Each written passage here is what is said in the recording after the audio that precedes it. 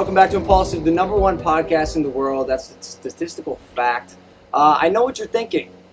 Logan, you're not on your typical Impulsive set. And you're absolutely right. The backdrop behind me is probably not fooling you. There's a good reason for that. We have a very, very special guest today. One of the biggest crowds we've had as well. There's got to be, 700 to 1,000 people. Closer to the latter. Yeah, standing behind the cameras right now. Hit that subscribe button, guys. I'm going to say before this episode starts, take out a notepad. Honestly, this could be one of the most impactful, impulsive episodes we've ever had, with one of the most special guests we've ever had. And it's actually why we're sitting outside. I got the opportunity from my dear friend and ex-roommate, Andre, to have this guest on our podcast, and he said the only way he'll do it is if we were able to do it outside. And obviously, with a studio in my garage, that doesn't count. I said, you know what?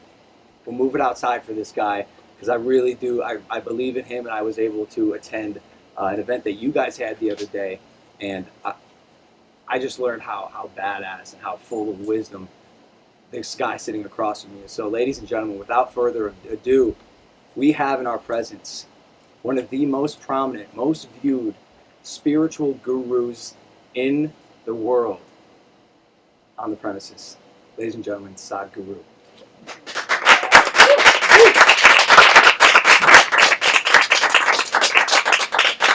My maid, Maria, found out you were coming. I saw her standing behind the van and shooting me. She was sweating. I said, Maria, why are you sweating? She said, I love this guy. I follow all of his stuff. And she said, I think she's here somewhere. She's right over there. She is so excited for you to be here. And when I was at Andre's, we're all waiting for you to show up. And I don't know what to expect, right? But you come cruising in on a motorcycle, took off your helmet, and it's like a divine light just like was shining down on you. And then you took your seat, sang a hymn, and gave these nuggets of wisdom that made so much sense to me. And you caught my attention when you began speaking by saying you were the one that was skeptical of everything.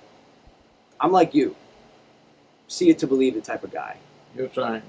I'm trying. So that's why I started growing out my beard, because yours is obviously so long, plentiful, bountiful, and full of wisdom. But you caught my attention because the things you were saying seem so grounded in reality. They seem so believable and practical, utilitarian, and applicable to life, and they made sense to me. So just happy to have you here. Andre, again, thank you for making this happen. You know a lot about him, and I want to turn to you to give us some talking points on where to start, because one thing I learned in just listening to the event you held the other day was the man knows everything. He's got the answers to everything. No, you do. You have the answers to everything. We got some relationship problems we want to ask you about. Because none of us know what is everything, so it's okay. Fantastic, fantastic. So, yeah, brother, just appreciate you. How you doing? Thanks for joining us today. Just rode for an hour from outside of LA. Whoa, the tarmac is burning hot. Yeah. This is nice out here. Yeah, it's hot today. So you've just been traveling the past month over all across America on your motorcycle, correct? Yeah, and activating the conversation of spirituality, and getting to witness the beauty that the spiritual people here have, and with the indigenous people and Native Americans. And so what has been the most fascinating thing that you've been revealed and seen through your travels the past month? Well, there are too many things, you'll need many days to listen to that. So let me tell you, the most prominent thing that stuck in my mind is Matotipila, which is unfortunately today being referred to as the Devil's Tower. It is a phenomena that all of you young people must experience. It is so incredibly powerful and so rare. I don't think that form of energy which we refer to in the human body, can I elaborate a bit? Or Sure. This is just an introduction? Yeah, So, in the human body we recognize that for us to be so complex, as you know, we are the most complex creatures on this planet, which a whole lot of human beings are suffering unfortunately, but the complexity is what makes our life rich. To make this life so complex, there are many… our energies are finding expression in many different ways. We identify 114 different ways in which it's finding expression. Of this, it is categorized as 7. So 7 categories, which I think in California you would have heard of 7 chakras and stuff like that. In this there is one particular chakra which is referred to as the Vishuddhi, a region which is in the throat region. This is normally in, I would say, 99% of the human beings, it remains in its seed form throughout their life, it never blossoms, this one aspect. Because if this blossoms, there is such power to that human being that he can touch beyond his physical reach, literally touch, I'm saying. Physically, you can touch life which is beyond your physical reach, you can see things beyond your visual capabilities. So, this is one of the most rarest aspects of human development, which happens only with a very few people who are concertedly focused on that. But here there is a natural structure exuding that dimension in such a powerful way. In many ways, as I've been looking at the Native American culture, their spirituality and how they express themselves, when I see in many ways the fundamental is this energy source, because if anybody wants to propagate or transmit spiritual process, transmit mystical dimensions, it's very important that there's a solid energy source. I was always wondering, where is that energy source? Because we always create one. Before we transmit, we create an energy source which is always like a backup. Without that, you will dissipate yourself. But here there is a natural formation which is standing over 800 feet, phenomenally reverberating. It's a must for all of you young people, you must experience this. I wanna get into how you started this spiritual journey. I found that fascinating when I listened to you speak at Andre's. You were 25 years old. Still am. Still am, I can tell. Multiple successful businesses, and you were praised in the town as being a man of success, a man who had made it. And I probably should let you tell the story about your life. Again. I asked, I'm sure you've told this story so many times, but you know, our audience hasn't heard it, or some of them may have, some of them may have not, and I know when I first heard it, I found it fascinating. So maybe just a brief introduction to how you got started into knowing everything in the universe. I'm serious, he has all the answers. Wait till he starts, bro. So, see, this happened to me when I was just about 4.5 years of age. Suddenly one day I realized, actually I don't know a thing. Don't know a thing means just don't know anything. If somebody gives me a glass of water, I would be staring at this glass of water for hours. Because I don't know what is water. I know how to use it. Even now, you know how to use water, but do you know what it is really? 2 hydrogen molecules and 1 oxygen. Really? That's textbook nonsense. But what are molecules? But what are atoms? Like that? Right now, 2/3 of the planet is water, covered with water, covered by water rather. It is available in all the 3 states, it's liquid, solid, air, gaseous, everything. Wherever if we want to search for life, we search for a drop of water. Somebody finds a drop of water, a trace of water in Mars, and now we think life is possible. So this is the very basis of our life. But do we know what it is? Actually, with all the scientific exploration, we do not know a single atom, we know how to use it. Even the invisible atom, we know how to break it, how to fuse it, how to make a bomb out of it, how to kill everybody from it, but we don't know what it is. We don't know what it is. So if I find a leaf, I'm staring at it for 4 hours, 5 hours. If I sit up in the night, I'm just staring at darkness for hours. My father being a physician, he started thinking that I need psychiatric evaluation. Doctors, you know. Yeah, maybe. So, see, oh, it's him, I thought.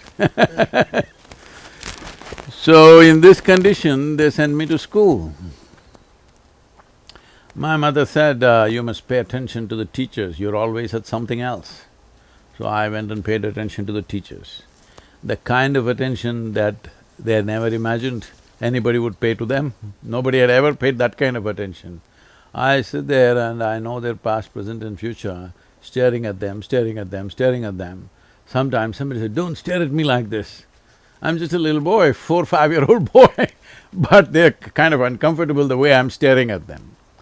So I went to school and initially they started saying things and I sort of understood what they're trying to say.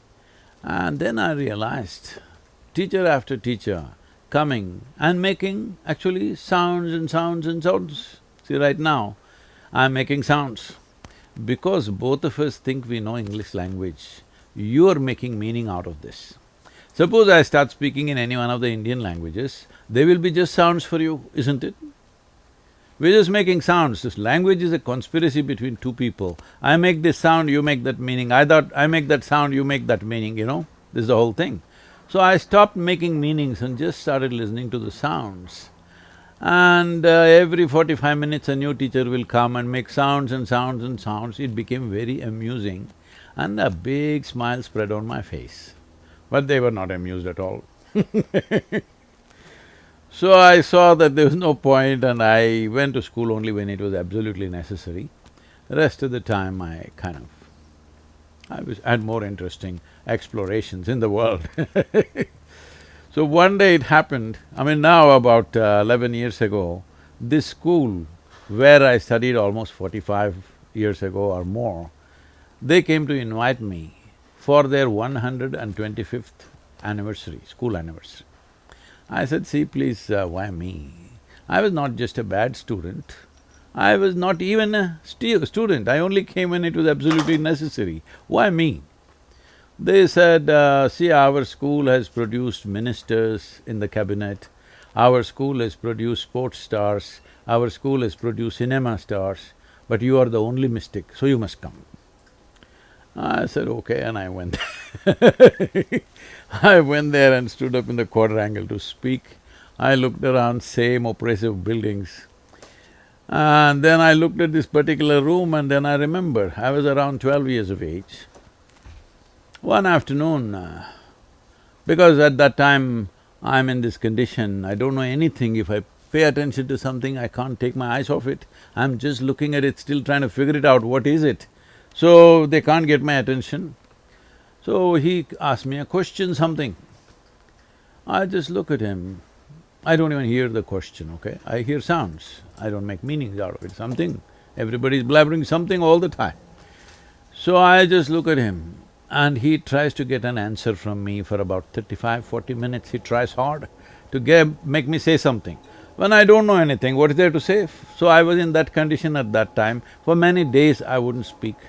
Because there's nothing to say, what is there to say? I don't know a thing. So I was just looking at him. After 35–40 minutes of frustration, he got so mad. He came and held me by the shoulder, shook me violently like that and said, you must either be the divine or the devil. I think you're the later. Well, I was not insulted or abused by this. My problem is, what is this, what is that, what is that, what is that? One thing was clear, this is me. This guy confused me about this also. I look like this, what is this? Is this divine or devil? What the hell is this? Suddenly I didn't know what is this. Till now I was okay. I did not know anything about anything, but I knew this is me. Suddenly this guy confused me. So that is when I started sitting with my eyes closed, trying to see, what is this? Well, it took a few years, another 12–13 years, before I realized what is this. And what was that? Huh? What was that? See, right now, what you call as myself is largely the boundaries of your body. We can do an experiment, actually. Can you? Sure, let's do it. So, you hold both your hands together And with your eyes closed, what you do is you intensely rub it like this for about 30 seconds, as intensely as possible. It's gonna get hot. I don't like this. I really don't like this. Sadhguru, my skin is burning. Now hold your palms about 4 inches away from each other.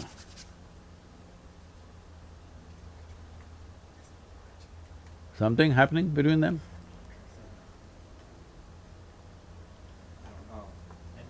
Some kind of sensation happening between them? Yeah. Yeah, my hands are hot. Not about hands being hot, between the two palms, is there something happening? I don't know. Please try it again, not with pressure but with speed. Yeah. It feels like there's like a magnet between the Yeah. two. So there is a sensation. What I'm trying to tell you is, how did you fix the boundaries of your body? See, right now, do one thing, take your right hand and touch your left hand. Is that you? Is that you? Yeah. Yes. Touch the chair on which you're sitting. Is that you? No. How do you know this? Because I can get off of it and walk away in the chair. Oh, this a whole lot of people have walked away from their body, haven't they? What about all the dead people, huh? Don't they come back on Halloween?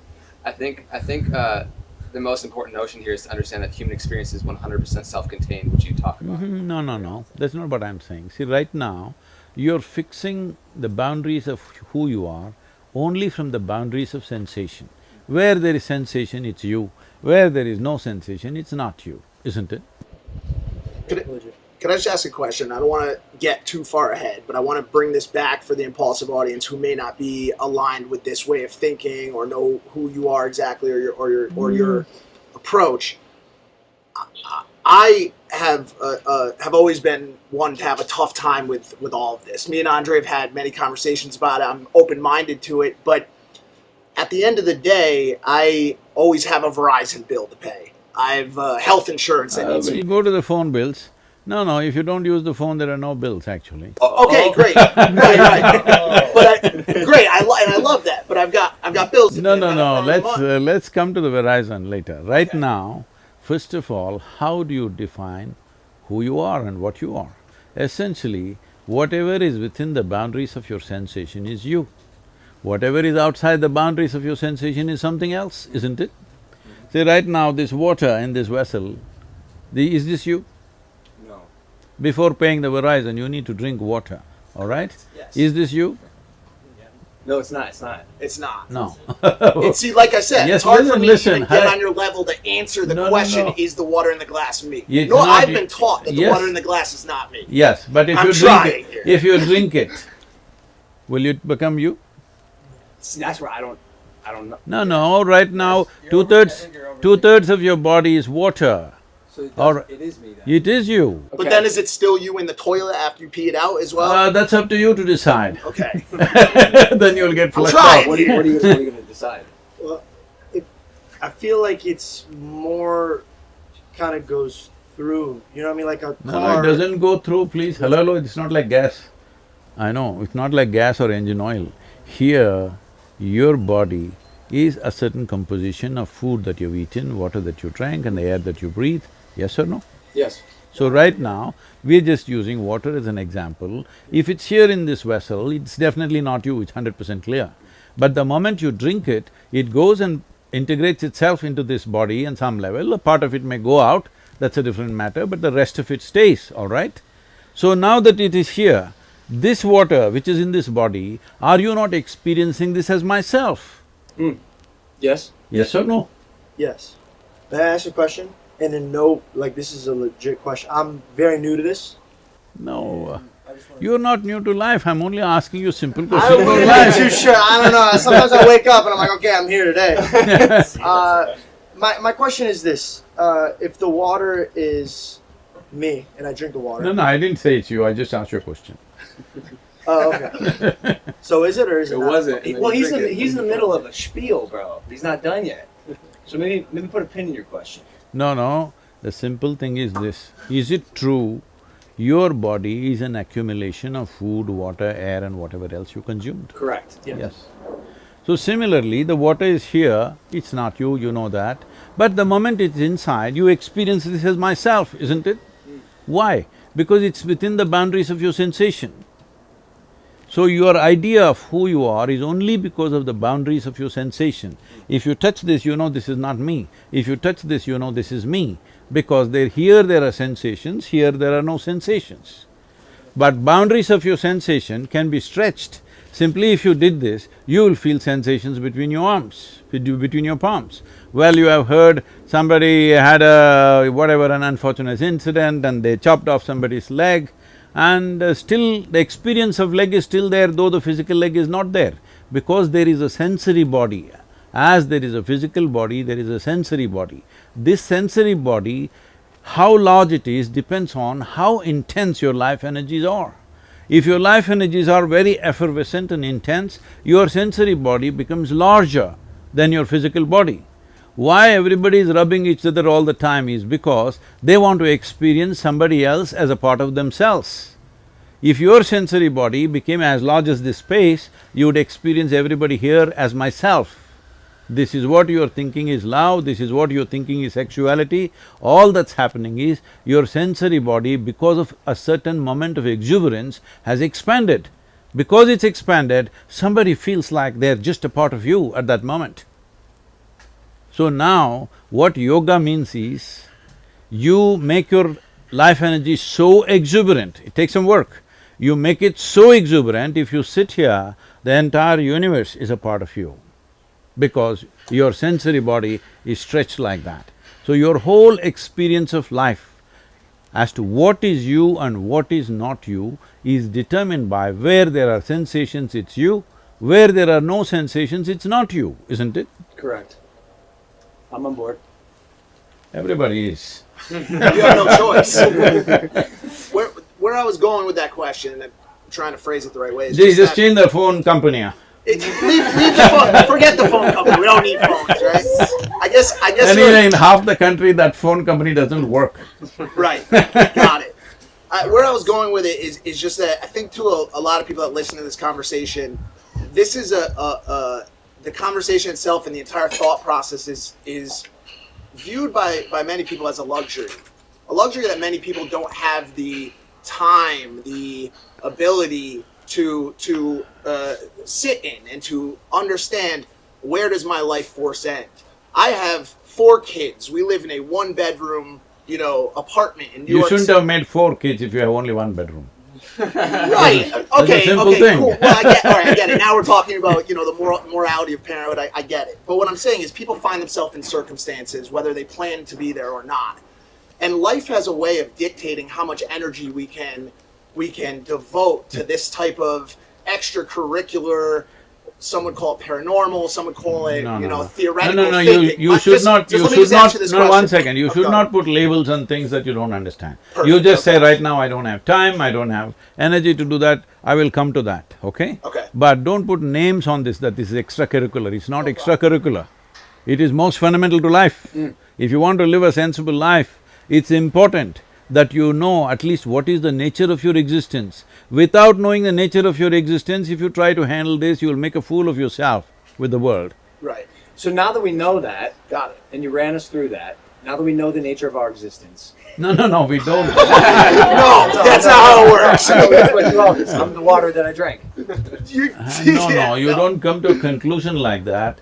It is opening up one possibility. This is for you to wonder, what is the nature of my existence, which he thinks is a luxury. I'm saying it's like this. You want to handle something, let's say you want to handle this camera. You know nothing about it and you handle it. What will you produce, I'm asking? It's probably some horse shit. Yeah. Yes, that's what life is for most people, that's what he's saying. Horse shit. In one room they had 5 children.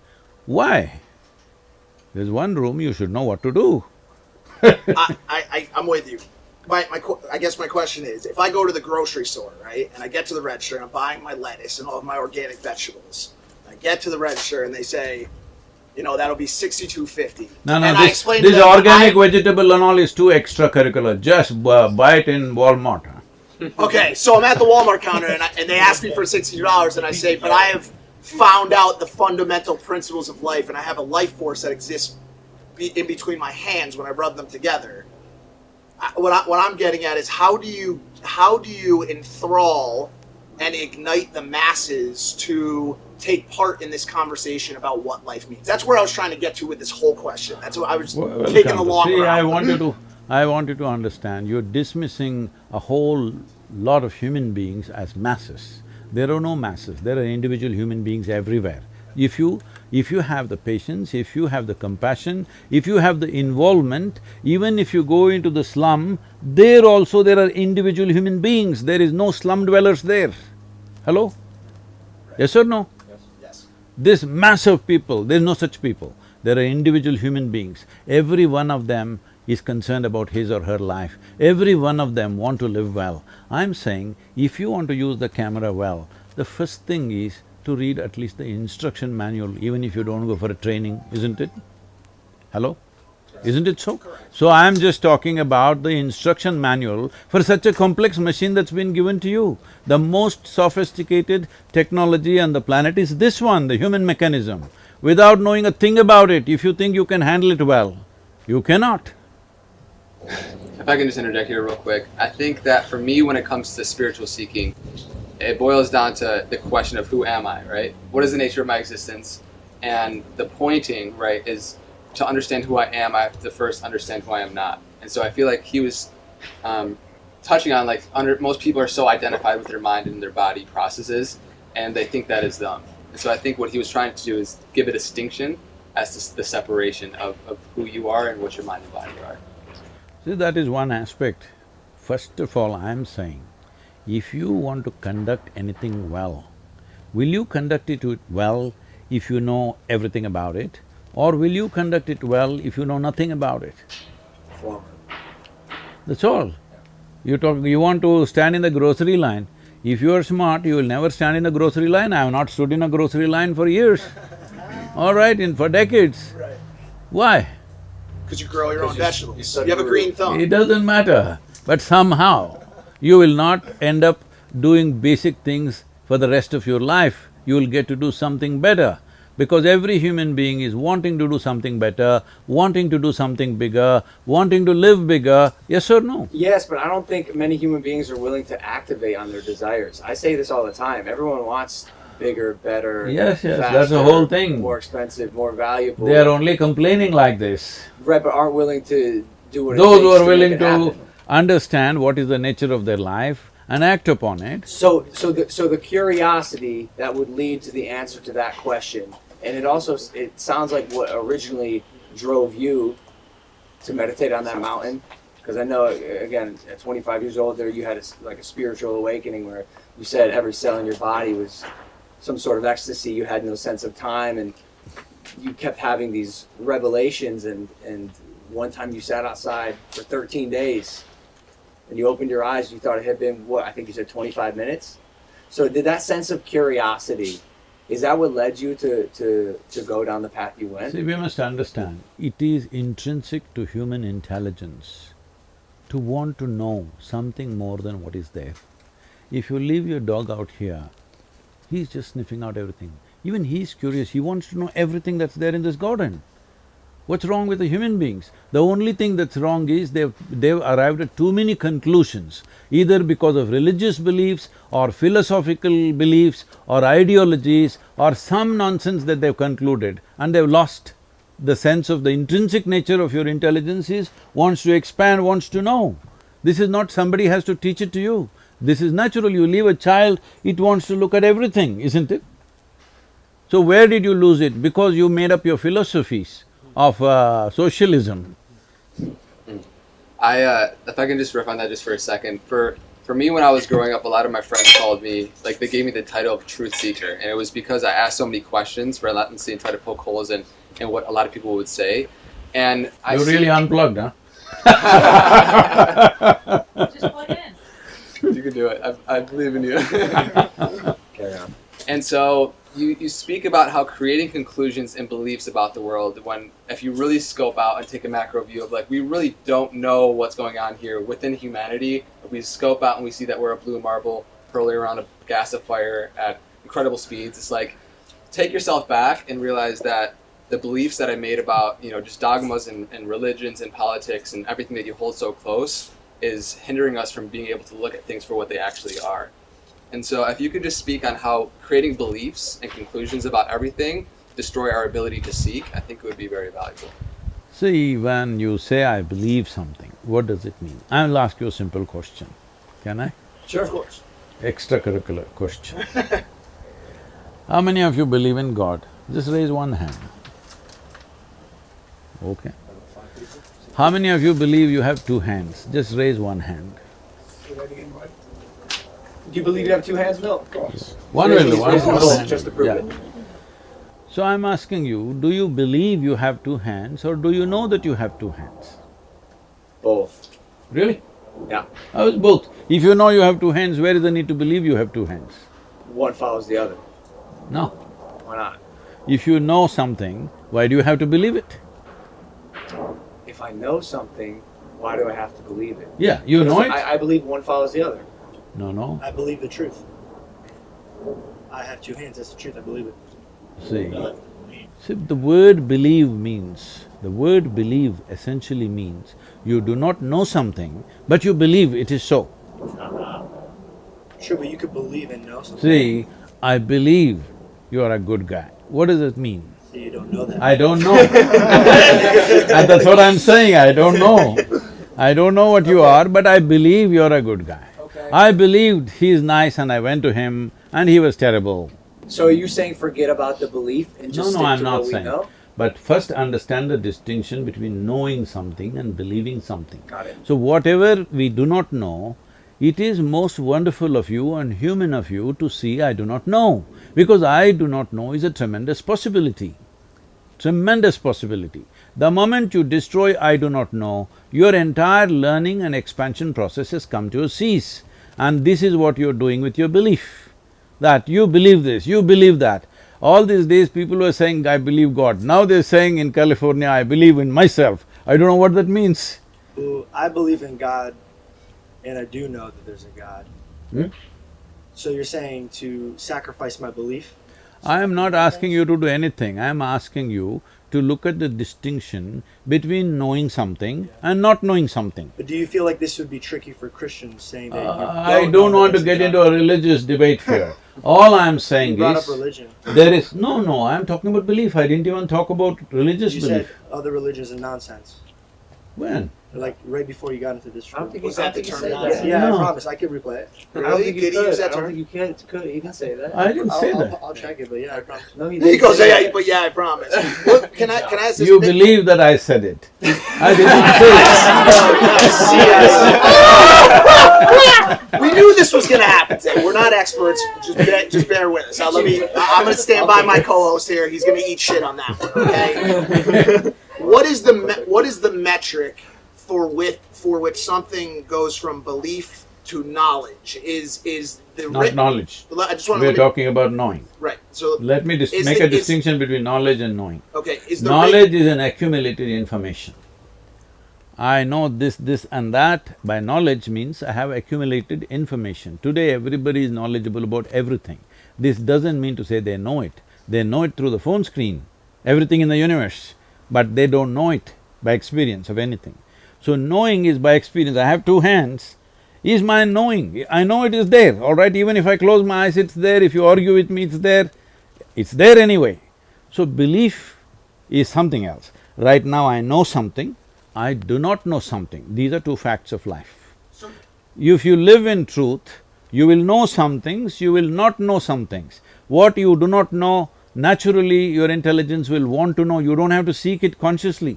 The moment you see I do not know, your intelligence will start working. The in-between thing is, what you do not know, you want to believe and make yourself feel like you know it. And that's caused tremendous trouble to human beings, assuming things that they do not know. I think that's one of the biggest problems we're facing right now in our country. I don't know how long you've been here, but I think it's safe to say America's probably the most divided it's ever been, especially with the pandemic going on. Well, you had a civil war, this is better than that. Yeah, it is better than that, but I wonder how close we are to something like that happening. No. Truthfully, we Election the time, riots- everybody gets hot, it's okay. I wanted to build off Sure, of his knowing versus believing. I don't remember which school of thought, if it was Plato or Aristotle, but do you believe that all knowledge comes from what is gathered by one of the sensory parts of life, by one of the senses? Is that your belief? You see something, you believe it. You smell something, you believe it. Or is there room for faith? Is there room for metaphysical understanding of certain things? Do you leave that open, or do you have to experience it through one of the senses? See, if you go by your sensory perception, right now I touch this and I say, it's cool. No, I don't know what this is. Only because it's cooler than my body, I'm saying it's cool.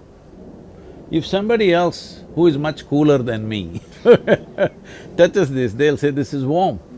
Yes or no? Yeah. So I'm saying your experience of senses is a very relative experience. It's good enough for survival, not good enough for knowing the nature of what it is.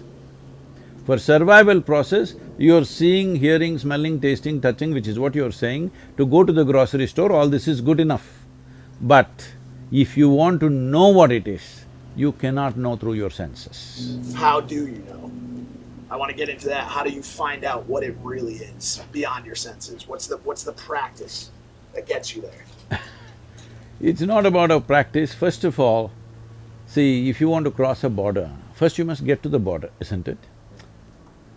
Right now you want to go to Mexico, you can't go from here, you must at least get to the border first.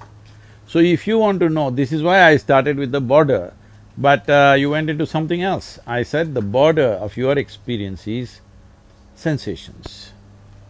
If something comes and touches, it's a sensation. If you see something, it's a certain kind of sensation. If you smell something, it's a certain kind of sensation.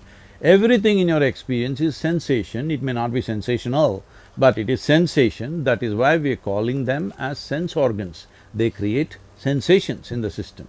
These sensations are vital if you want to live in this world, if you want to survive in this world. Otherwise you wouldn't know anything. Suppose you had no ears, eyes, nose, nothing. Would you know what is here? Nothing, isn't it? Total blank. You fall asleep, what is happening? Your heart is beating, your liver is functioning, kidneys are functioning, everything functioning. Now they're telling you even your brains are functioning. But you don't know a thing simply because all the 5 gates of sensations have closed down, isn't it? So your experience of life is right now limited to sensory perception, and that is the reason all this confusion, because the nature of sensory perception is such, if you see this part of my hand, you cannot see this part of my hand, isn't it? So you always perceive everything in parts. Now with these parts you are trying to make a whole. It doesn't work like that. Right now, people's understanding of what creation is, what existence is, it's a trillion-piece jigsaw. But they find 3 pieces, put it together and they form something and say, this is it, I believe this is what it is. You can believe whatever you want. If we work hard enough on you from your childhood, we can make you believe any damn thing in the universe, just know this. Right. I agree with that. Is that a shortcoming of humanity? Is that because our brains have not developed to a point where we are no longer limited by what we see, feel, touch, smell, hear? Or is there a way to break that boundary, and have you done it? See, human brain, there is nothing deficient about it. The deficiency is people are trying to operate without using the user's manual. They don't know a damn thing about their brains. That is their problem because they have lots of beliefs. They have lots of beliefs and beliefs and beliefs, so they can't use their brains. But the moment you see, I do not know something, do you see your brain starts working in a certain way?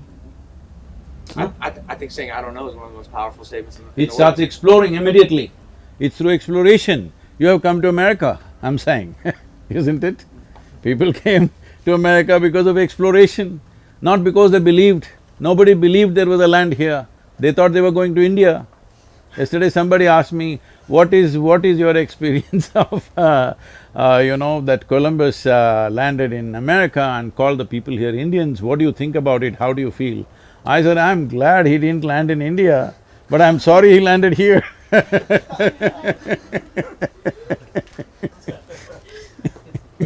talk about this necessity for curiosity and this I don't know or questioning. See, don't use the word curiosity. Okay. Curiosity is a very surface thing. Okay. But when you realize I do not know, there is a pain of not knowing. Right, and it leads to that questioning, right? One of the things that some people use that aren't as that don't sit on a meditation system to get to that place of to get to that place of questioning and not knowing and being open to looking at things in new Can ways. I supply some vocabulary?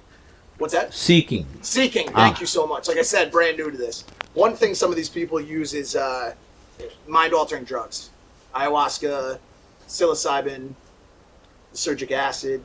What are your thoughts on getting to this place of understanding through alternate means? See, it's like you can jinx the brain to create all kinds of experiences. Just by strongly dreaming about it, you can do it actually. People do it. You can hypnotize somebody and make them go through all kinds of things. If you're only hunting for experiences, it's fine. But what I'm talking is not about hunting for experiences, a genuine exploration. If you put on a VR and sit here, you may go to Mars right now. But you've not gone to Mars, that's all I'm saying. So by making some chemical changes forcefully, by introducing something, whether it's of natural origin or it came from the backstreet of something, it doesn't matter where it came from, you stimulate something chemically and an experience happened. If you did it just one time and you use this as a way to understand that I'm capable of these experiences. Yesterday I was just doing the daily quote today morning. The quote was something like this, if I can repeat that. It is like, whatever was the most wonderful and the peak level of emotion or experience you had, make that your baseline in your life. Because you're capable of that, all right? You're capable of that. What you're capable of must happen. What you're not capable of will not happen, that's a different matter. What you're capable… if you're capable of a certain level of joy, that must be your baseline. Now you will explore what's beyond. Now most people think these peak experiences happen only when somebody loves me, only when I pop this pill, only when I smoke this stuff. This is the wrong way to do it. If you used it just once to understand that my body and my experience is capable of reaching such a peak, and then you start living there, that's great. But every time you have to pop something and tomorrow you're sick, what's the point of that? So your peace and happiness, I know I've asked you all, what do you truly want, right? What do you truly want in this life? And we, in the 3D material world, are chasing a lot of things because of the feeling that it's going to give us, right? And so peace and happiness seems to be the answer amongst a lot of people that I ask. And I hear you talk about how peace should be the fundamental baseline foundation in which you live, not the highest aspiration. So if you could speak for people that don't have that peace currently within their life and want that to be the basis for their whole life, how can they do that? See, this is the most unfortunate thing in the world, that most human beings just do not know how to be at ease. They're not even at ease, forget about joy, forget about blissfulness. There is no ease, they're all in this jangled state. And now they say, this is how human beings are. Doctors say because that's their business, pharmaceutical companies say that's their business. See, for example, United States, we are here in USA, so let's take this as an example. This is the most affluent country on the planet right now. Why does an individual person or a society or a nation seek affluence? In the first stage of affluence, it's a choice of nourishment. I can eat what I want. If I'm hungry, I'm thinking of money. Why? Because if I have money, I can eat whatever I want. In the second level of affluence, it's the lifestyle. I can live the way I want, I can do things that I want to do. So now in the most affluent country where there is a choice of nourishment and a choice of lifestyles like nowhere else, why are you spending $3.25 trillion as your health care? Something must be wrong with you. Hello? When you have a choice of nourishment and choice of lifestyle, why are you sick, I'm asking? $3.25 trillion is more than India's budget, all right? Annual budget for 1.2 billion people. So where do we go wrong? That's what we are looking at. No, it's not about greed. The problem is, without understanding, if you do not know how this camera functions and you use it, I'll assure you this is going to break down in 3 days. Yes or no? One who knows it, they may use it for a lifetime. One who does not know it will break it in 3 days, yes or no? That's all you're doing. No, it's not about them. You are in charge of your life, you don't know a thing about this. Because you think by fixing the outside world everything will be okay. Because roads are done, bridges are done, airplanes are flying, you think everything is done. No. A human experience essentially happens from within you. Outside conducive atmospheres we want to create, that is there. See, it's like this. If you look at it, he articulated this in one way. Essentially, what is it that you want? You want pleasantness of the body. If body becomes pleasant, we call it health. Do you want it? So badly. Yes. If it becomes very pleasant, we call it pleasure. If mind becomes pleasant, we call this peace. If it becomes very pleasant, we call this joy. If your emotions become pleasant, we call this love. If it becomes very pleasant, we call it compassion. If your very life energies become pleasant, we call this blissfulness. If it becomes very pleasant, we call it ecstasy. If your surroundings become pleasant, we call it success. Only to create your surroundings in a pleasant manner, you need the cooperation of all these people. But for pleasantness of body, pleasantness of mind, pleasantness of emotion and energy, it is 100% your business, yes or no? Yep. So only to create pleasantness around us, we need… because there are many forces involved, we need help from them, we need cooperation from them. Otherwise anybody can make it nasty right now. But what happens in your body, what happens in your mind, in your emotion and your energy is absolutely your business. If you take charge of this, creating pleasantness in the atmosphere, you're at least competent to do it. Otherwise you're always at somebody else's mercy. Why everybody wants to meet the most wonderful person? Why? I'm asking you, why the hell are you not that wonderful person, huh? Why are you looking for that wonderful person to mess them up? Andre brought up something which is near and dear to me, and this is this fight or quest for inner peace. And you speak about this a little bit, and you speak about people's inability to understand and to not ask the right questions or to not seek properly. What are your thoughts on underlying mental health conditions as a combatant to people's ability to find that inner peace? Do you believe in true mental health as scientifically diagnosed, or are you not a believer in it? I'm not a believer or a disbeliever of anything. I'm willing to look at every aspect of life as it is. Is that okay? Everything's Because okay. Who am I to say that it's not okay? No, Sadhguru. because you're continuously coming back to belief. Do you believe this, do you believe that? I don't believe a damn thing, nor do I disbelieve anything. What happens when you die?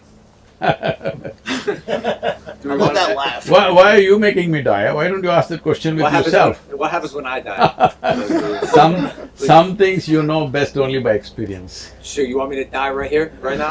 No, because you want to experience This will it. get a lot of views, I'll tell you that much. And I won't do it. But seriously, so you, based on what you just said, technically you don't have a belief on what happens when you die, but surely you think I've just this year, in the month of February, I published a book called Death, which is on a top selling list for the last 10 months, continuously. The book is titled as Death, an Inside Story. It's only for those who shall die. Great gonna marketing. That's gonna great be marketing. how could they Everybody's read it? like, this book is for me. 100%. Of I'll take course. it. And You're a great marketer, Sadhguru. What happens when I die? Well, maybe not me, but like, does one go to heaven? well, which heaven you want to go? Because every religion has their own heaven. This is where it gets tricky. See, Now you've. I'll tell you, because you do not know what is in the heaven, let me describe it to you. Uh, in the Hindu heaven, food is very good. If you're a foodie, that's where you must go. In the other heaven, there are, long white gowned ladies floating in the sky. You like that means, you go there. That one's Mike's. I like food. In another place you will encounter virgin problems. If that's what you're looking for, you go there. But what do you have to do to go there? You got to die first. That's an important thing. When you die, depending on your culture, we will either bury you, burn you, cut you and throw you to the birds, do something with your body, because this body is a piece of this planet. When your job is done, you must put it back. If you've not done anything eco-friendly, at least this much you must do, put the damn body back. Some people are talking about going to Mars with it, all right? You must put it back, that is one sensible thing to do. I'm telling everybody in United States, I know I will become very unpopular. Why are you wasting cutting a tree when a man dies? At least plant a tree, because you make good manure. Have you seen those sacks? Yeah. Have you seen, seriously? Yes, I know. Tree pots. There's these sacks you can place your body in Yep. and a tree will grow. I know you don't need a sack also. In India, we just wrap them in a cloth with salt and everything and we put them there and plant a tree, all right? I gotta ask you, is Mars out of play? Like in the way of that you seek? How can I ask this question properly? Like if I get buried on Mars, is Mars out of play? Your body material, unless you want to be exported to another planet, this material you picked up from this planet, when your job is done, it's best to give it back because it's just a loan.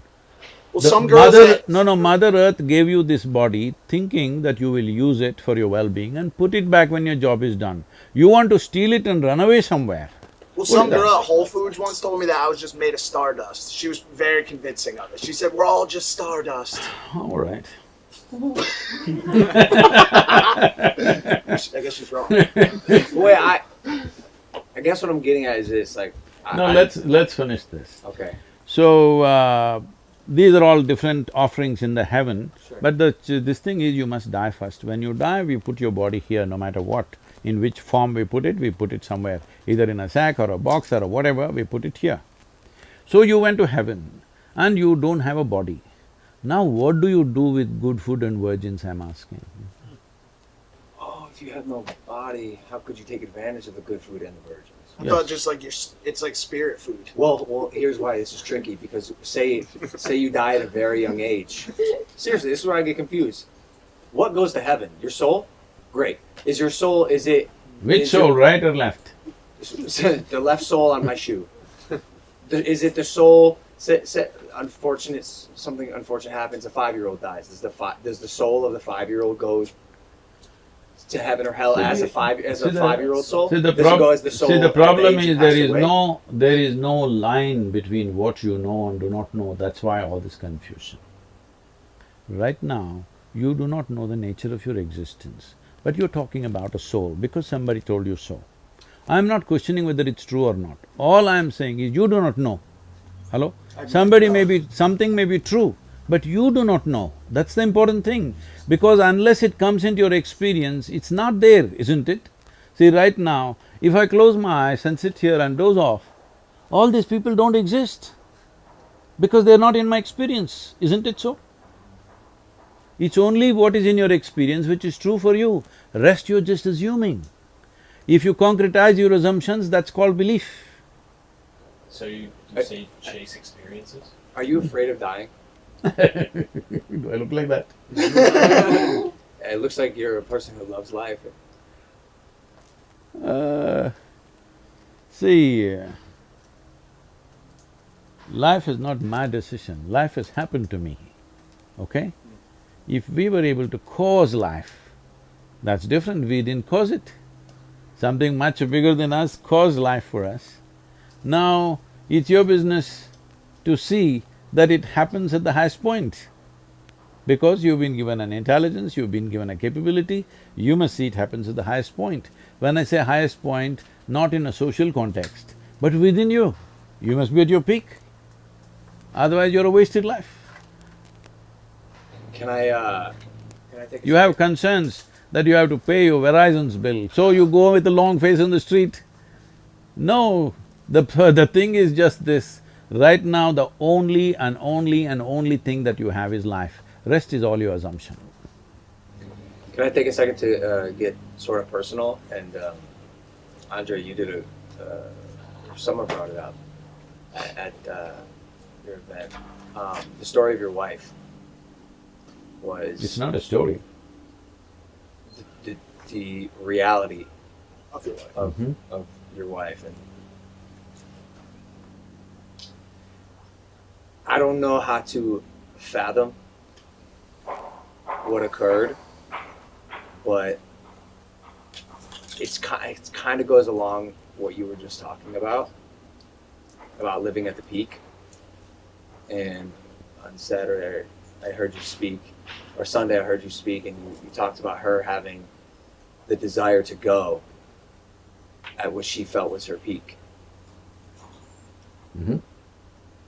And in meditation, correct me if I'm wrong, in meditation, she made the conscious decision to leave this planet. Is it a question or it's a statement? I'm trying to phrase, coming from someone again who's just gotten immersed in this world, having that level of, whether you want to call it enlightenment, connectedness, knowingness, seems unfathomable to me. See, you're living in a culture where the only dream is to survive better than somebody else. In the last 200 years, that's been the only dream, how to be better than everybody else, survive a little better, have a little more than everybody else. But you're also, right now you and me are sitting on a land where for people, the distinction between life and death was very thin in their understanding and experience of life. The Native American people lived like this. I was amazed to see that only recently I discovered that they are talking about a doorway on top of the head. They're saying there is a doorway. They call it by something of their own language, what? Okay? Kapavi, which is a doorway that you can open up and leave. It is through that life came and it is through that you can exit. This is a well-established science in India, and there are any number of yogis who left their body like this, sitting among people, announcing to everybody, today I will leave, and just leave. Like taking off a pair of clothes. Huh? Like taking off a pair of clothes. Yes, of course, because you put this on. You put on the body, isn't it? Slowly over a period of time. If what you accumulate, if you can't put it down, are you stuck or no? Suppose you picked up this vessel and you cannot put it down, it's stuck to your hand. Is it a good thing? No. So similarly, you put on this body, it's stuck to you, you don't know how to keep it down. That's a terrible thing. That's what people are suffering right now, being stuck in their bodies. They don't know what to do. So, what Mahasamadhi means is, it's not that they left and went to another planet or something, they just dissolved as a person. There is no persona anymore. So it's a different dimension of life. I think this is too light and uncommitted atmosphere to debate or discuss such a thing. If you're interested, I will talk to you in a different kind of atmosphere where there would be better understanding. And above all, I don't want to casually discuss my wife with a whole bunch of people who don't understand what it is. Who don't understand Yeah, what it absolutely. is. That's totally fair, yeah, absolutely. Sure.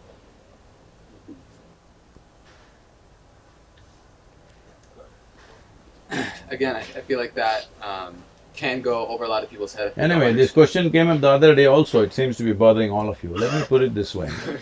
The other day also somebody asked a question, I don't remember who, and they said like this, it happened, will you not marry again? So I'm saying, I don't come from that kind of background. One person falls off, pick up another one tomorrow morning. I don't come from that kind of thing, because life's melded in a certain way. And that person evolved to a point where I did not imagine that that person would evolve like that. beyond my imagination, beyond my expectation. Something was done, something that is considered so phenomenal and sacred in the entire culture, and in the yogic culture it is always considered that way. So, when the atmosphere is like that, I don't want to sit and discuss my wife with all the people, all right? I totally get it. I'm sorry if I overstepped any boundaries. I just, that whole thing is fascinating to me. Yeah, I think you know, from religion to responsibility, from solace to solution, I hear in these conversations, and I'm really curious with the privilege that we have right now in this gathering, and with Logan's influence and the influence of many people that are watching this, they don't know where to begin. It seems like a lot, and it goes over their head. And so, No, Vicky, it's very easy to make it very clear where to begin. Unless you hop in with in-between things like this. Right now, standing in the grocery queue is not even on his mind, all right? He's just throwing it because he thinks that is a philosophy which will counter everything. I want to tell you, I read my Mein Kampf when I was 11, 12, and I become a strong activist when I'm just 12, 13, and at 14, 15 I'm thinking of joining armed struggle. So it's not new to me, that kind of logic, that kind of rhetoric, as if it's a solution for everything. Yes, intellectually it looks like socialism, communism seems to be the ultimate solution. Please try it to enforce it and see what a mess it becomes. Go and see in other parts of the world where it's become an absolute mess, all right? So this is not because I like something, you dislike something, it's not about that. Ultimately, when it comes to life, what really works for maximum number of people, that is the important thing, isn't it? Regardless of the success rate of communism or socialism or the grocery line way of thinking, right, that I'm stuck in or have not thought my way out of, it is the way of things in this world right now, in many places, maybe not so much in other places. What is the reason for that? Is it the teaching of the parents? Is it the education system? Is it mostly religion? Who is the main perpetrator when it comes to set belief systems? And as opposed to giving us a starting point for creating new belief systems, how do you create a desire for the teachers of the next generation to think outside the box? See, for a long time, in the name of religion, in the name of philosophy, in the name of ideologies of variety of kind, all sorts of things have been promised. And all the promises are elsewhere, not here.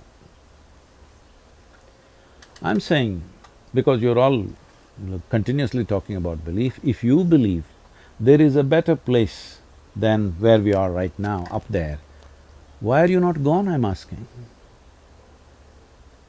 Doesn't make sense to me. If you genuinely believe there's up there a better place than this, you should be gone, isn't it? Hello?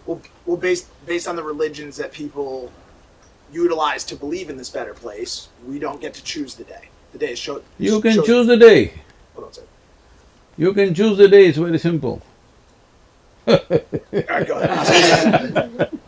well, I think it just speaks into what we were talking about earlier, right? If we really knew that there was something outside after we died, there was a heaven that we really knew, if we actually knew, then yeah, I would want to go right now. Yeah. But because it's a belief, that becomes a difficulty. I'd like to hear George speak. That's wrong. So, like you said, life was given to us, so we're not allowed to take it. For example, I can't take my own life, and I can't take Mike's life. So, redeem the reward that the Lord has given to me at the end of my time, when He has chosen my time, not me, because I haven't gone through what He needs me to go through. Sorry. I agree with you. You or anybody has no right to take life, yours or somebody else's. That is a given, all right? But I'm saying, why is it that the idea of a better place than this has come is because right now people are suffering within themselves, all right? Why are they suffering? I want you to understand this. Whether it's joy or suffering, essentially both of them are happening from within you. Is that so? If it's happening from within you, what happens from within you, at least what happens from within you, must happen your way, isn't it? Very true. If it happens your way, would you be blissful or miserable? I wake up every single day blissful. Blissful, I would presume. Absolutely. Not presume, tell me. If Yeah, you had yeah. a choice, would you make it pleasant or unpleasant for yourself? Pleasant. I'd probably go pleasant. Yes. If you were feeling very pleasant, would you be always thinking of going to another place which is more pleasant? No. Right now, the entire human this thing is set up on a better place somewhere else. So before, like, because a lot of people, if I say this, people are going to comment down below, okay, sure, you feel that your place is great. But coming from a 2005 George, where I'm working at a 9 to 5 every single day, and I do have a boss to answer to, and I do have bills to pay, and I do have responsibilities that I do not want to take part of, I still found those days just as joyful as the situation I have now because I invited the Lord into my life. So if you're saying, why don't you just go there now? I'm saying, No, I'm not saying you should go there now. No, but you're saying, no, I'm not saying you're saying, but I'm saying Yeah. if that was the idea of like, if there's a better place in heaven, why don't they just go now? My combat was, why don't you just bring heaven here with you? I think that's what he's saying. You're actually, that's ironically, what- you're both on the same page. That's what I'm saying. So which I is don't- great. But I am still looking forward to something greater, but I'm also bringing it here. So I feel like religion can do that. And I feel like, See, I've never said a word, I don't know from where you're getting this, I have never said a word, this is it or that is it. All I'm saying is, instead of simply seeing what I do not know as I do not know, you're making up things in your mind. Now, is it true that major religions on the planet, unfortunately, are on a collision course all the time? True. True. Why? Because I believe one thing, you believe another thing. After all, it's just belief, why don't we change it? The way it works. Because belief means you made it up. I think just the respect of you have your beliefs, I have my beliefs, we could still be on the same But planet. it's not worked, right? I mean, we're Millions still and growing. millions, hundreds of millions of people have died in the last 500 years Yes. because of my religion versus your religion. Is that a fact? Fact. True. Yes, and I want you to believe, I want you to know this, that all these people genuinely believed that they're doing the right thing when they killed other people. They believed 100%. Right now, that man who goes and explodes himself somewhere, he believes… See, anybody who stakes his life for something, you can't question his integrity, isn't it? I'm willing to throw my life for something, I can question it. It depends what you're doing it for. Yeah, I'm doing it for my God. Who's different than your God? Do you see what he's saying? Yeah, but true. But if your God interferes with my life, then So what you just described is why they're See, exactly that's what I'm saying. I Your want beliefs should you stay to on your side. understand, every religion starts off with this. If you worship the false gods, you must… what terrible thing should happen to you? So, that has been the basis, unfortunately. What you think is right is this is absolutism, that you think this is absolute, everything else is not okay. I'm saying, the thing is, the most fundamental thing is, if you're truthful, if you're sincere about your life, what you know, what I do not know, I do not know. If you really look at it, you hardly know anything about anything, that's a fact. And just when you're walking on the street, if you do not know how you walk on the street, if you think you know how you walk on the street, is there a difference? You're a bulldozer when you think you know what… everything. When you don't know, you are a humble, nice, wonderful guy, isn't it so? Depending on what So- arena you work in, being the humble, nice guy may not always be the winning tactic. How do you bring that humility into the sales world, into the stock world, or should those worlds cease to exist? See, Sadhguru. you're talking to me like I'm living in some Himalayan cave and I've just come out. I want you to understand, I'm running an organization with over 11 million volunteers, with variety of activity across the world, all right? With various active projects which are every day have to be done, and businesses that have to be run, and the people on my hands all the time. So I'm not coming from a cave where I have no responsibilities, I have no nothing, I have nothing to manage, I'm sitting here and talking la-la land to you. Come on. So I guess what you're saying is, these exercises, these practices, this seeking is something that could be layered into the lives of just about anyone. Please tell me this. I'll do my best. It doesn't matter what kind of job you're doing, even if you're a soldier fighting a war, would it help to be very balanced, sane, joyful? And then you will do, even if you have to kill, you'll only do it to the extent you have to, nothing more, nothing less. Right now people are taking pleasure in doing what they're doing, isn't it? Something has to be done sometimes, unfortunately, if the situations force you to do it, but you will do it only to the extent it's necessary. But if you are not in that state, if there is a certain level of angst, there is a certain level of anger and hatred in you, you will do things beyond the limits of what should be done. This has happened all over the world. In the name of nationhood, in the name of religion, in the name of race, in the name of caste, creed, every kind of thing, in gender, every kind of thing. People have done horrendous things. Why? Because they believe this is it, that is it, absolutism. If you see I do not know, you will walk gently. Absolutism is the devil. Can I say that accurately? You're getting religious once again. Absolutism, no good. The worst. I have a question. Never taken a sip of alcohol, right? Huh? You ever taken a sip of alcohol? I don't need to because I'm always drunk. Let's go. Ever smoke weed? I'm always told you've not seen my eyes yet. I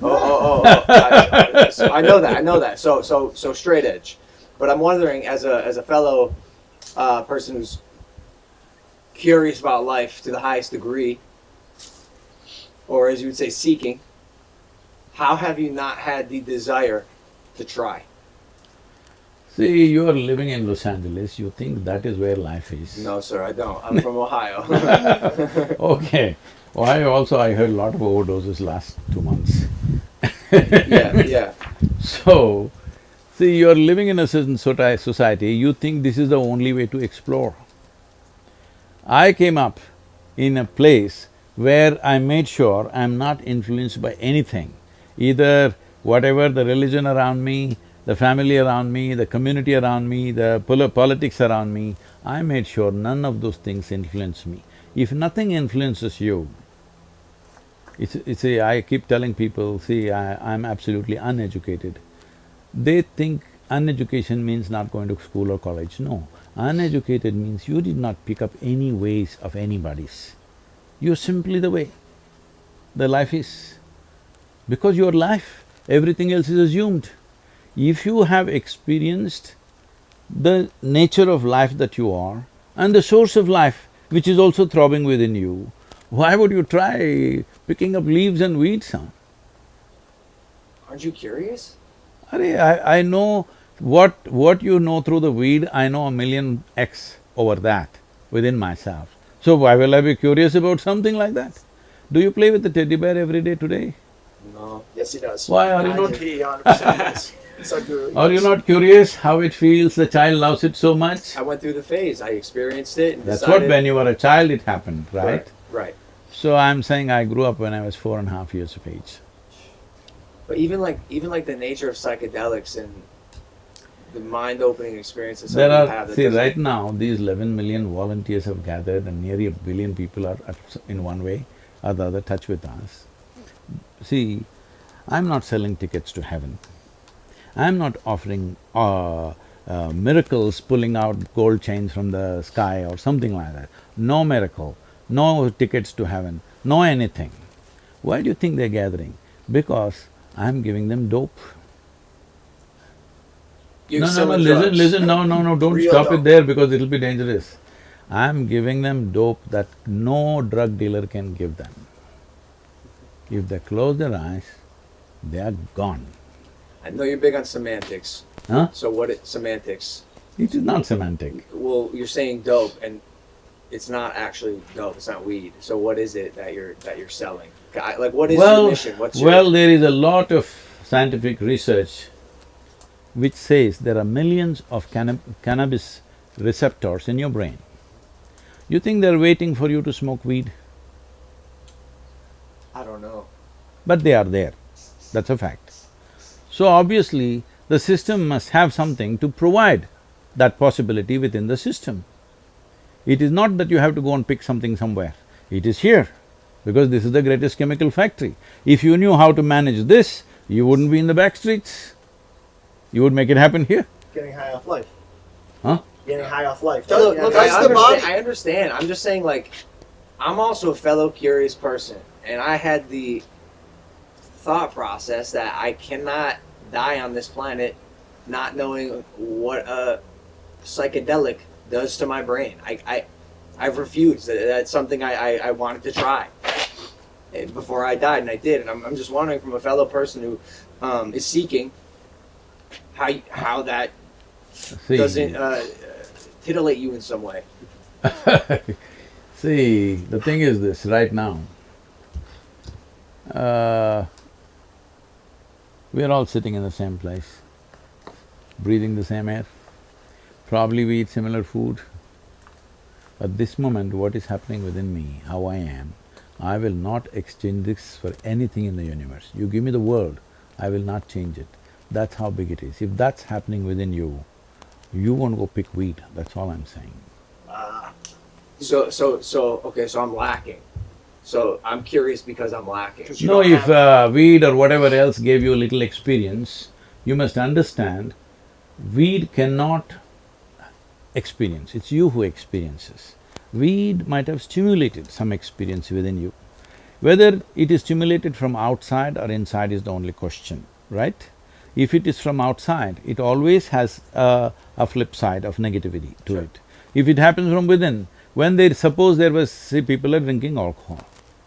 If there was no hangovers, if there was no liver burning up, whatever, they would be drunk all the time. If you could be too fully drunk and fully alert all the time, would you do it? Everybody, I would advise them, drink alcohol, okay? Right now, that's all I'm telling you. There is a way where you can be fully stoned and fully conscious at the same time. I believe you.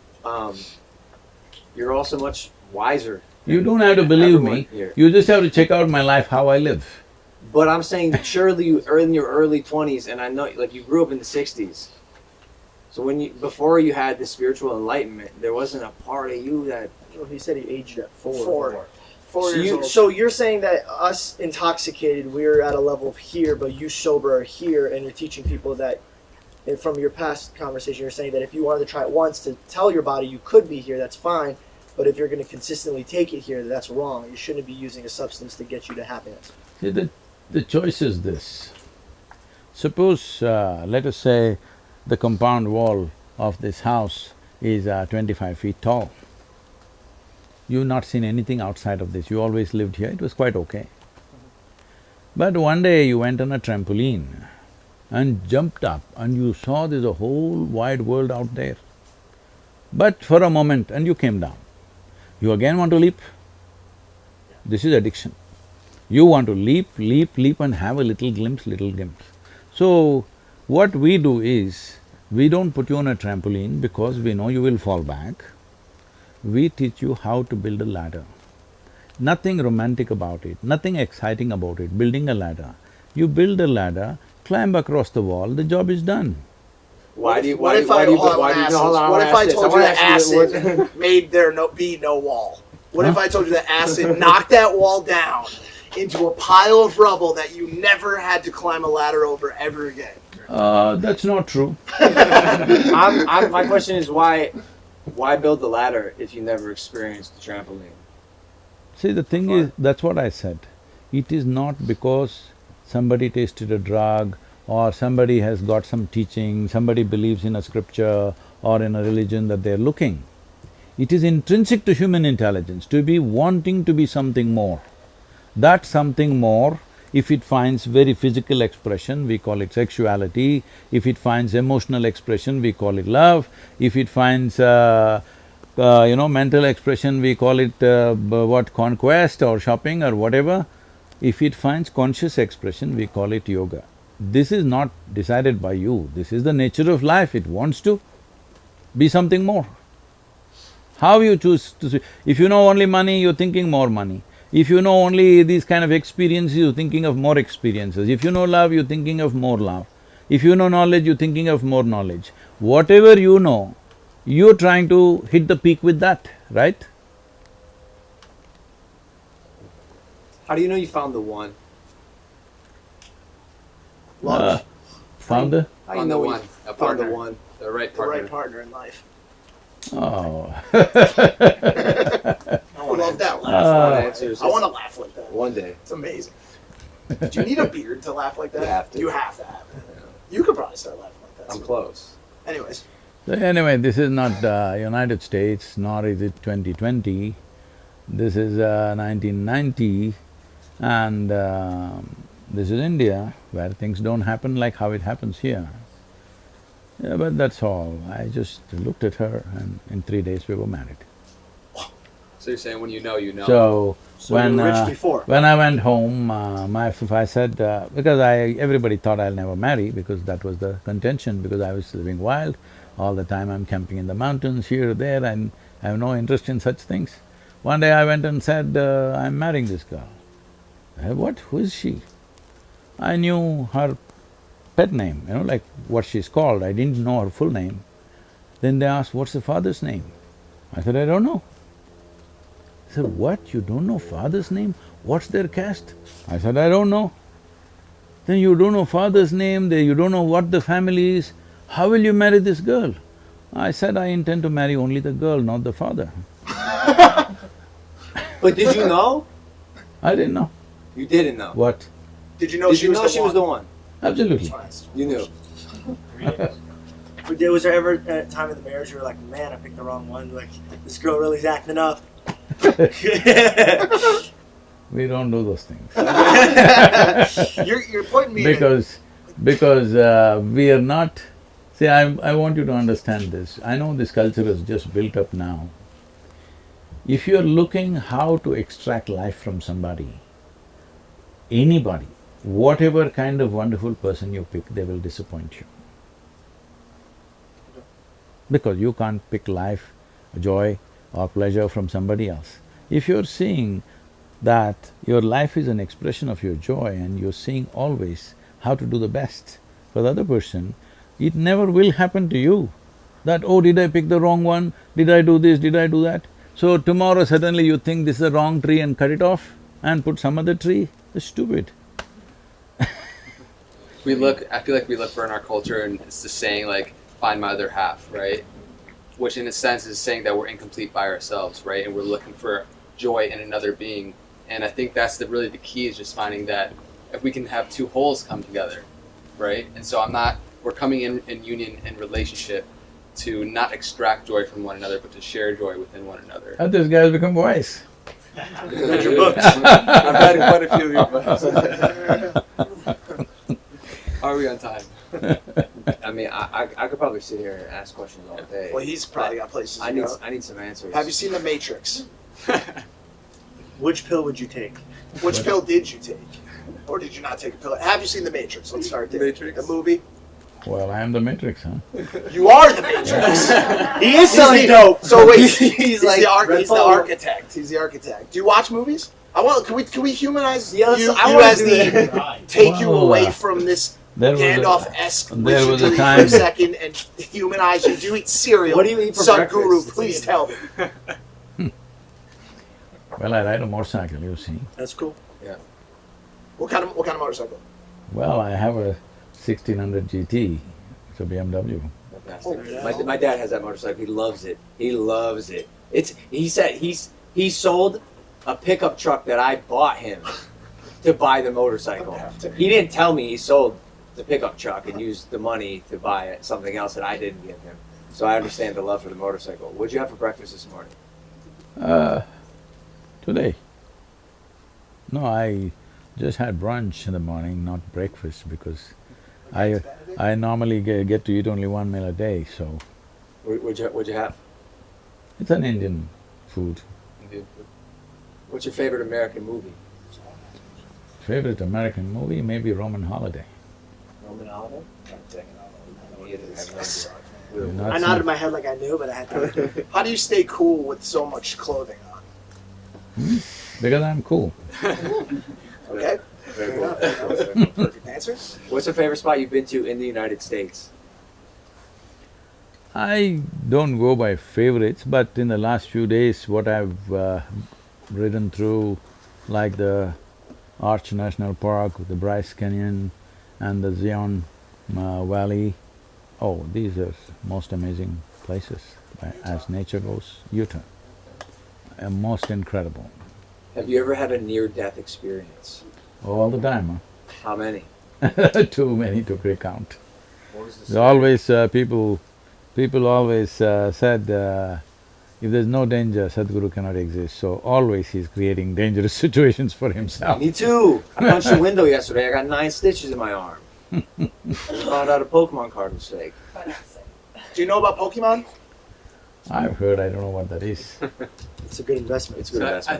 I think good we have investment. time. I think we have time for one more question, just due to Sadhguru's time.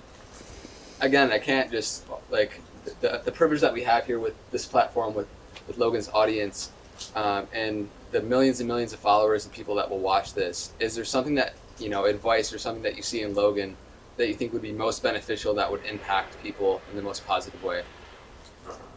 I know there are many things. Well, compared to a lot of people, he's very alive.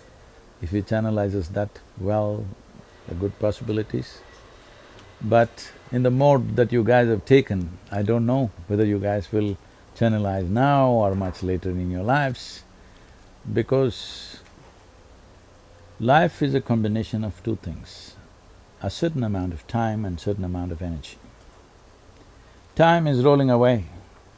You do something, you don't do something, you're happy, you're unhappy, tick, tick, tick, tick, it's going away for all of us, it doesn't stop for any of us.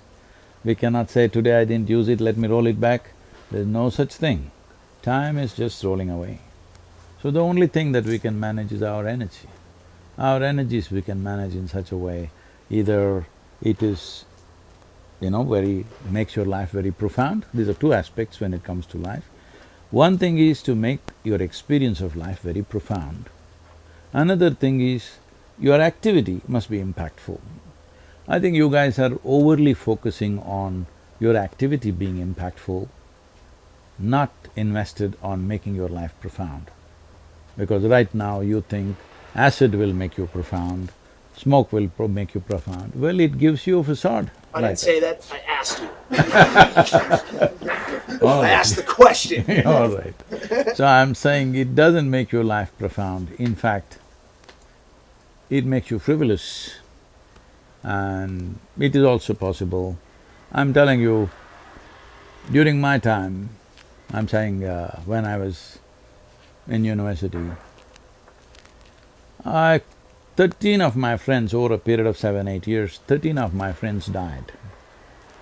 Some to drugs, overdosing, some riding motorcycles too wild, not knowing where the limit is, trying to ride like somebody else, all right? You can ride to your limit.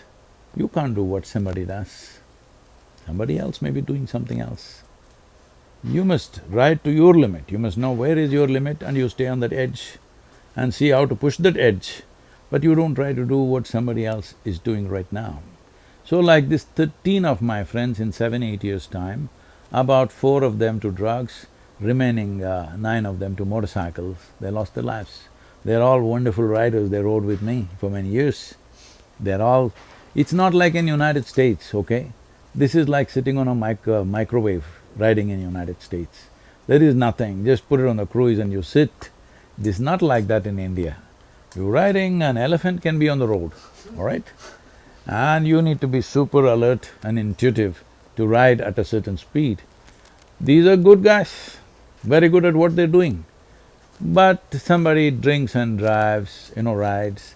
Somebody thinks he can smoke and then ride, smoke up and then ride, like these kind of things. Or somebody, at any cost he wants to go ahead of somebody, whatever. Essentially not calibrating your energies right. Those who died, died.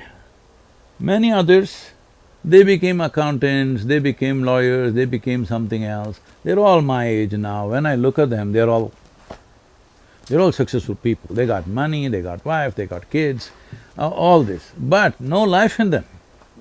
So this guy has got some life. Let's see how he handles and manages his energy, because time will run anyway, whether you like it or you don't like it.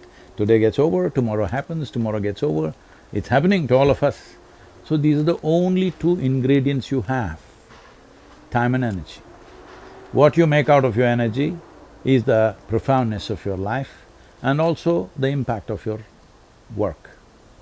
Please, all of you, make that happen for yourself. First and foremost thing is life should become profound in your experience. Then how you impact people, you don't have to worry. Whichever way you do it, it'll be for the best. But if you live on the surface and try to impact people, sometimes you will do good things, sometimes you will do terrible things to people, maybe with good intention, because most horrible things on this planet are done with best of intentions, not with bad intention. Sadhguru, thank you for blessing us with your wisdom today. Can we get a round of applause for Sadhguru, everybody? Thank you very much.